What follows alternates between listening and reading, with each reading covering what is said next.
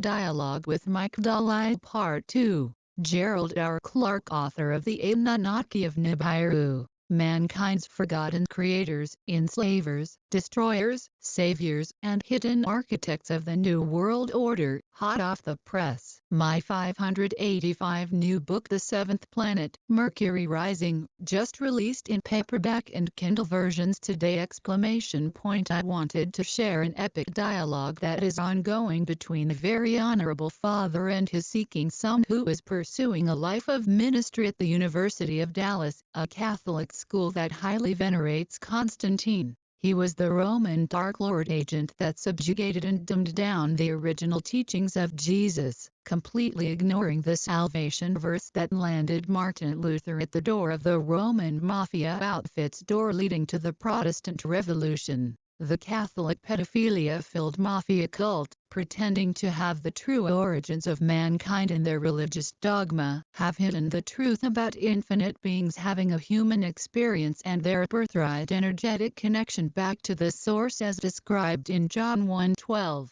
It should be evident to all. In my latest book, The Seventh Planet, Mercury Rising, Mike will find the ultimate connection between energy and matter and who Mercury Jesus really is, and the solution to this dynamic situation in the heartland of the megachurches, Dallas, Texas. Thus, I see the hero Mike fulfilling the radio prophecy I spoke of last year, that spiritual seekers will gather beneath the symbol of life, Mercury's alchemical depiction of where energy meets matter, and abandon the symbol of death. His symbol, the caduceus, leads us to the truth versus the Roman torture symbol, the crucifix. The cross was pushed by Constantine, who derailed the dangerous movement that was absorbed into a disgusting and repetitive ritual, over and over, involving death, blood and body, making a mockery of the teachings of Thoth in his mystery schools along the Nile. The mystery school was intended to be for the masses. Once the elect like Plato had gone through the 20-plus-year process and established the procedural template showing the rest of the hairy barbarians in the land of Chem, Egypt, from the emerald tablets of Thoth, the way out of their holographic enslavement with their skewed perception sensors forming the illusion of matter, known as the energy field of Ka. Enlil sent Abram into Egypt to spy on the Enkyites, Thoth, Enki, Isis, others, involved in waking up the primitive workers' consciousness. Why wouldn't they be benevolent to man? All three named were listed in the Sumerian documents as our creators, as discussed in my first book, The Anunnaki of Nibiru. Thus, the Roman death instrument, the crucifix, was a symbolic way of Enlil signaling the Enkyites, especially Najashsida, who was tortured thereon, that pushing the symbol of life and increased consciousness will not be tolerated. You will be tortured and sacrificed on the cross, seeking to gain the light for our gold mining slaves. Good thing the light always wins. Enjoy the paradigm-shifting dialogue between Mike Doyle and I, assessing his son's fated forks in the road on the university campus, where ideas can become the next Protestant revolution that finally hits its mark. The following dialogue is a continuation that occurred between Gerald Clark and one of his Facebook fans. Mike Doyle was captured and analyzed given the profound situation he finds himself in. Mike's son is a graduate of the University of Dallas Catholic Seminary and works as a youth minister in his church as well as for NCH. Follow along as two fathers discuss the belief system that has shaped the fated steps in all of their collective paths, connecting ancient wisdom that predates the canonical Bible with the undercurrent of dissatisfaction that religious seekers are now acknowledging. The final Protestant Revolution is about to hit its mark, trading a symbol of death, the crucifix, for the symbol of ascended birthright we all share, that of the caduceus given from Enki, our creator, to his son Najashsida, Thoth, our redeemer. Thoth also received the key to the dimensional portal gate at the Butte, the exit point from the third dimension holographic prison to our destined home on Arulu. Man's life is exemplified by the illusion of Ka, obscuring this truth. Thus, the biblical Jesus states, "No man comes to the Father except by me." Now you realize the truth. No one gets out of the 3D holographic prison except by Thoth, cause he was given the keys to the kingdom by his father, honoring his son. Without further delay, here is the epic continuation of the dialogue with Mike Doyle. Gerald Clark, January 1st, 11:36 a.m. Hi Mike, most of the info seems accurate, just know that Nijashsita equals thought, then once you read my book it will all fall into place for you, at least that is my hope. Book still not processed by Amazon yet. They say it could take up to 24 hours, but normally does not. It has been 9 hours since final submission. A watched pot still owns Doyle. Seems like we should have made more progress by now. Mike Doyle, January 2nd, 11:03 a.m. It's worth the wait, Gerald. I don't think anyone will be disheartened by the unexpected delays. I'm sitting here thinking to myself lately, why haven't I ever heard of this Nijashsita character? No one else I know has ever heard of Nijashsita either. Talk about living with your head in the sand. Maybe that is what you're here for, Gerald. To help us get our fu ing heads out of the sand. We watched the football games, the basketball games, the sitcoms and the primetime talent shows, but they sure the hell would never televise a documentary on the stuff you're talking about, or would they? OD. Gerald Clark, January 2nd, 11:34 p.m. Hey buddy, the History Channel started doing the Ancient Alien episodes in 2009. There was maybe only a handful that discussed Enkyites. I was very excited to listen to your dialogue formed from this page and thinking about your son and mine caught in the simulator of lies. Mike Doyle, January 3rd, 9:21 a.m. What many people have yet to embrace is that there are earlier accounts that correlate to most of the stories and personas depicted in the Bible. Once they are able to put all the pieces together, connect all the dots, I think they will come to realize that Gerald Clark holds the key to awakening the sleeping populace of sheeple who have blindly followed a facsimile of the truth. Check out this YouTube documentary produced by a PhD rabbi who has dedicated most of his life to the story of Adam and Eve in the Garden of Eden. Gerald Clark, January 3rd, 5:36 p.m. Hi Mike, did you get the Dropbox link to the MP3 version of our conversation? The dialogue we are having could be the genesis of a new spiritual revolution, starting in Texas and spreading to the whole world. I see the only way to make that happen is to have the folks that are misleading the sheeple awoken to the truth.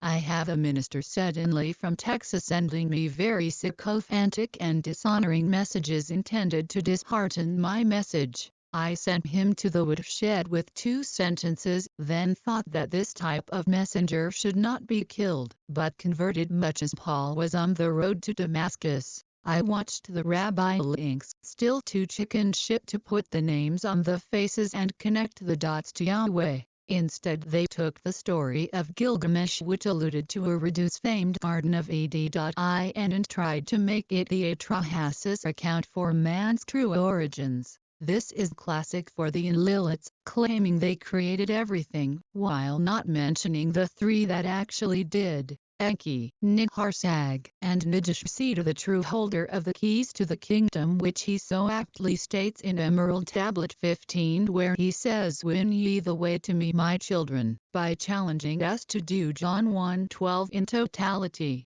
That includes figuring out we are the temple where energy meets matter, where the infinite energy, the most unmanifested matter precursor being light, intersects with the finite illusion we call our bodies containing the Ka illusion, and the Ba sun soul, which is analogous to the Kundalini energy spoken of in the Yogic and Hindu traditions, which use the chakra model for our temples. The distinction that the body is the temple versus the building being the temple is most instructive. That is why Nijashsita tells his followers that the kingdom of heaven, sun soul be a spirit derived from the creator of all in the domain of the circle of light, as described in my book. Thus, one needs to know the two most important rules to participate in breaking the illusion of the world of man. Mike Doyle, January 4th, 10:47 a.m. That concerns me, Gerald, that you are suddenly getting negative messages from a minister in Texas.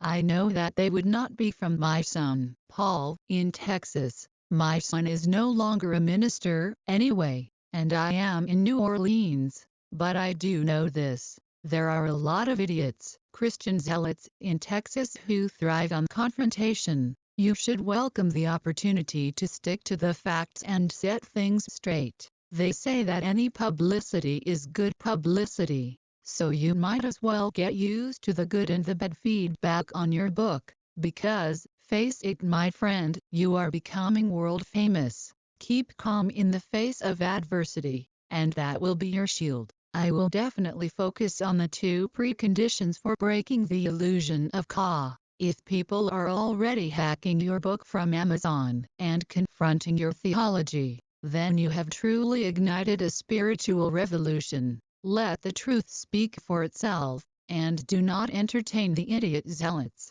Simply refer them to your book and challenge them on what they have read. If you detect that they have not read your book thoroughly, then let them know that any debate is futile. Refer anyone out there to first read your book thoroughly, challenging them to fact-check the content. Only then you will entertain a healthy discussion on the subject matter. Who knows, some people may actually have some constructive feedback on your writings. As for the others, simply smile and let the revolution begin. Your friend, Mike. Gerald Clark, January 5th, 7:37 p.m. Hi Mike, I am used to the ankle biters from the last year of doing radio shows and dealing with those caught in the Godspill. I have really dialed into our conversation over most others, getting thousands of emails now, as you have almost prophetically assessed the situation in the religious community relative to the crossover information I have now written about.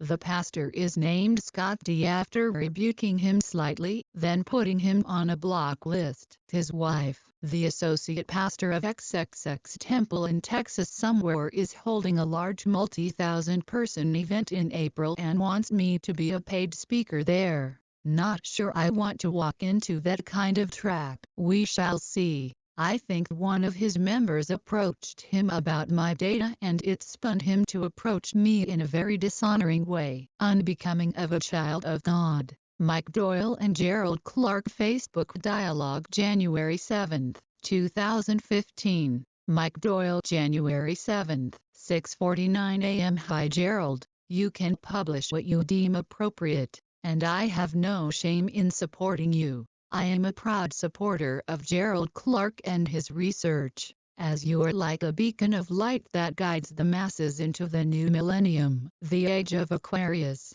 It would be an honor for you to refer to me as Mike Doyle, your friend. I recall that you embraced the true essence of my prophecy when you expressed a certain tugging of the heartstrings in relation to your faith and spiritual foundation. That is the key to your relating to the churches across America, around the world.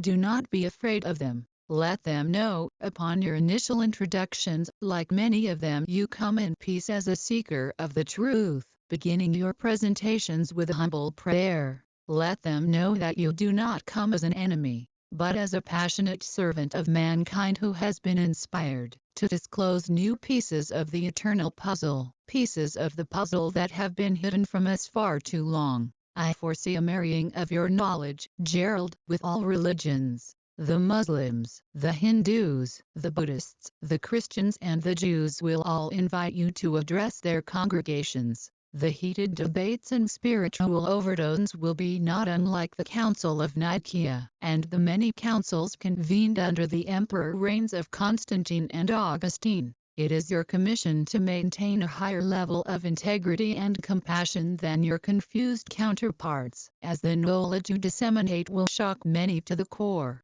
Remember, Jesus was crucified for such knowledge. But remember this, you will incite the conversation among all the religions of the day, and will hold audience with all their leaders. Surround yourself with those you trust, with love, everywhere you go, Gerald. Do not undertake these ventures alone, but always ensure that you have a strong support network to sustain you in the initial stages of your invocation. Remember that word, invocation, because you are summoning unto the world a new age, and with every new age arrives a new set of prophets. Yours is not to attack the religions of the day, Gerald, but to guide them toward a more enlightened state. At first, the resistance to your knowledge may seem insurmountable, but deliver your message with love, compassion, understanding, and invite all religions to the feast of enlightenment, and you will someday be known as the great facilitator of the truth.